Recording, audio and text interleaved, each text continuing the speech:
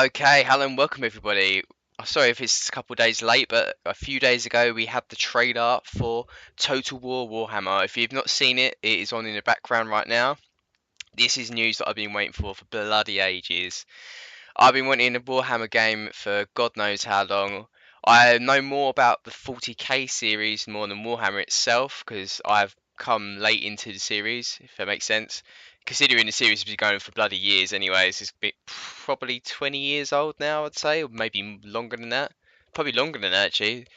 40k might be 20 years, 15 years, but Warhammer is a lot older. So, Warhammer is basically the fantasy side of Warhammer. 40k is the sci-fi version of it. Obviously, with some fantasy elements as well, but as you can see in the background, you've got orcs, you've got men, you've got elves, kind of like Lord of the Rings-esque to the factions, but obviously these things have been taken from other influences historically to culture to anything really, folklore, you name it. They've obviously made factions about it.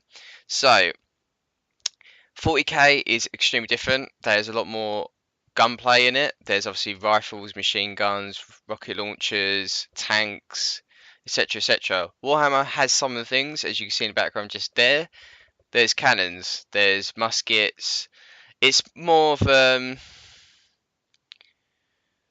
uh, Napoleon-esque kind of period of time. Slash, obviously, there's still going to be swords, there's going to be cavalry, skirmishers, and stuff like that.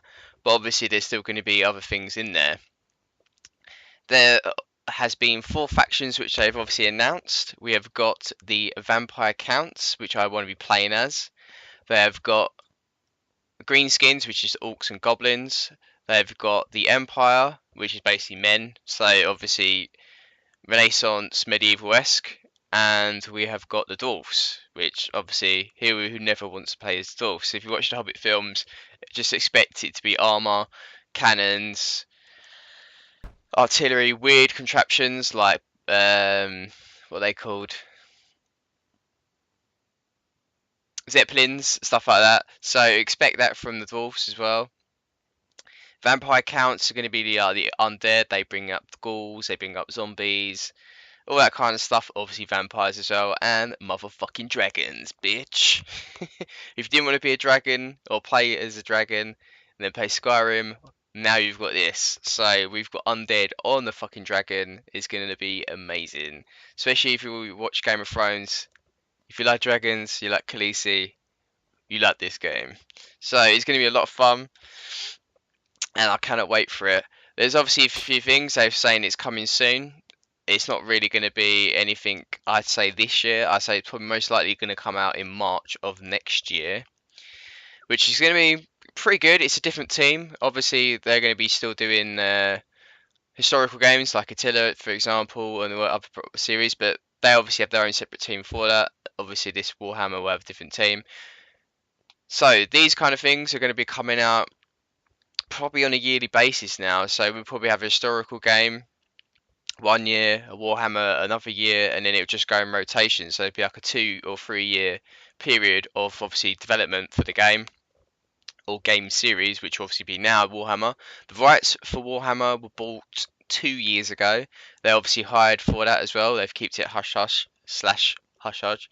I wouldn't say it's a very well kept secret, to be perfectly honest, but it's been in development for 2 years. So normally with development they last for about 3 years. So I would assume it's going to be, like I said, in March roughly. So with this, they've announced that it's going to be a trilogy. I was going to get out the notes which I've just seen for it. It's set in the old world, so this game, which is the first one, I'll go through some pictures in the background while I'm talking about all this stuff, so I can kind of show you what kind of units potentially could be in each faction. I will probably do videos of each faction and the units you can get. Obviously, it's going to be pictures of tabletop stuff, but obviously, if they're tabletop units, most likely it's going to be in the game. But I will do a breakdown for all 4 factions if you'd like me to. Obviously, it'll be some pictures of the tabletop, so don't expect anything fancy until we get screenshots and stuff like that, or more information for it. If you want to find out about the lore of Warhammer, my friend of mine, Lord Rexasaur, has got a YouTube channel. I'll leave his channel link in the description. He's doing some really superb videos about the lore of Warhammer. He plays it, so someone like myself, if I talk about the lore, it's only going to be stuff I've read offline or what I'm going to be reading from now. One of my friends has actually got the codex for Warhammer.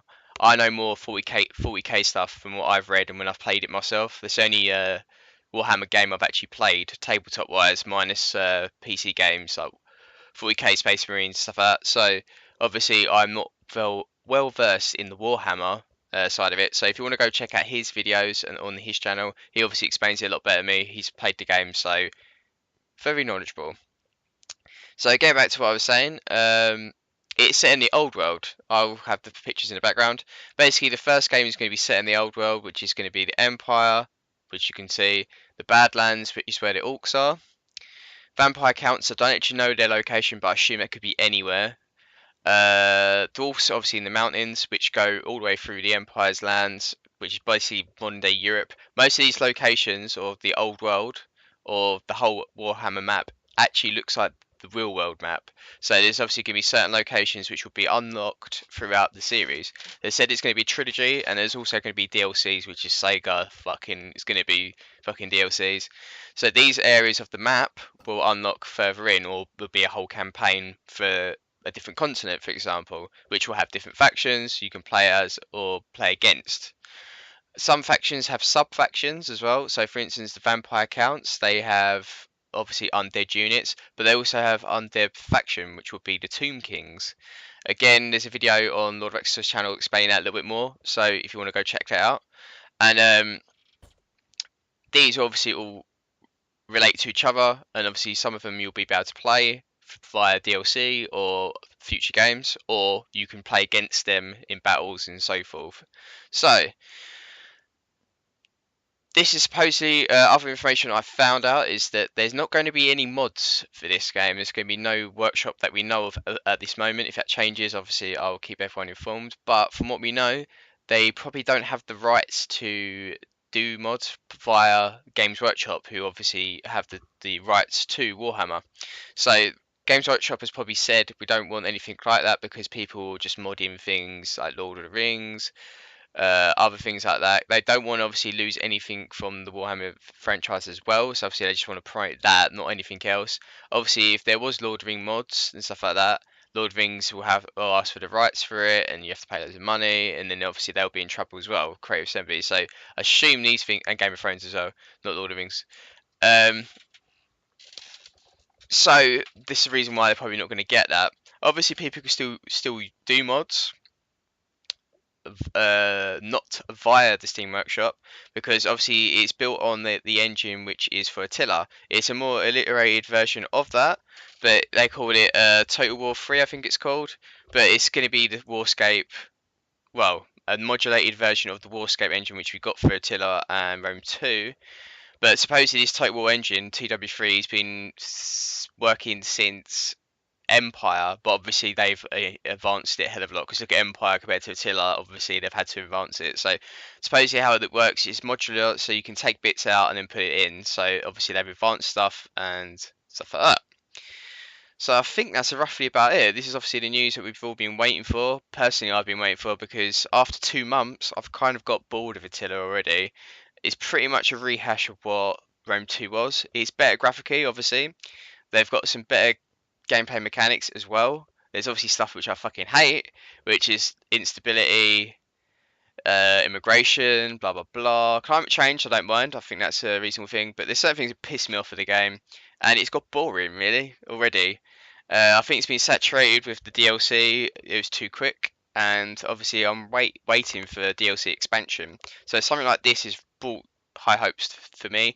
It's also something I've always been interested in. Warhammer 40k I've played with my friends a few times because they've got a set, but I have never actually invested any money myself on Warhammer 40k. It's a lot of money. It's a lot of effort. You got to obviously paint the figures, and that's what put me off it. I've always been interested in the world of Warhammer and 40k through games, from reading codexes that my friend has got. More 40k than Warhammer because that's what he's got, so hence that's what I read. But it's something I've always been interested in. So to actually play it for a game which is probably going to cost me 30-50 quid maximum via DLCs. It saves me getting the figures. Obviously, if I wanted to do that, then that's a separate hobby. But I think this is really cool. I'm really looking forward to it, and I'm going to be bringing a hell of a lot of videos about it. Once I obviously start learning more about the lore and the knowledge in it myself, then obviously I will be able to do videos about it. But like I said, if you wish to see faction overviews, as in units, for the 4 factions that have been announced, we've got the Empire, who is led by the valiant freinds, who is a marshal of the Empire. We've got the Greenskins, who flock to the tribe of Grimgor Ironhide, who is obviously the back of, he's riding on the boars, which is the Orc and Goblins with the Greenskins. You've got the High King Thorgrim, who orders the stock dwarves fall from their mountain strongholds, and you've got the motives of the vampire counts under Manfred von Karnstein. So they're obviously going to have sorcery units, stuff like that as well. So I'll explain what they are on the tabletop sense, and obviously, hopefully, once we get more information, I can say what has been told in the Total War Warhammer sense, because obviously they may not add everything, but hopefully they do. So I hope you enjoyed this video, guys, and I'll see you all in the next one. Bye bye. Sorry, on a side note, said goodbye already, but also another interesting factor would be obviously the aerial units in the game. It's something which has not really been done before in this type of game, especially in the Total War series.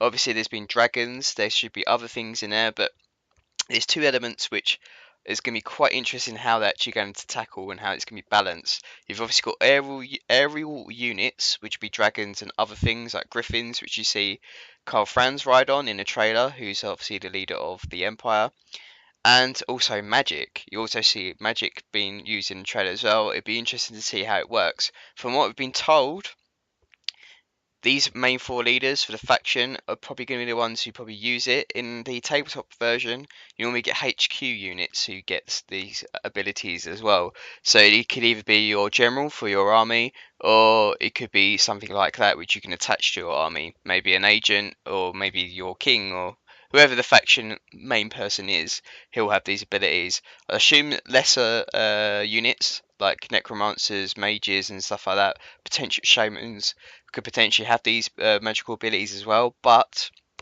it will also depend what they are. It could be how they're going to do unit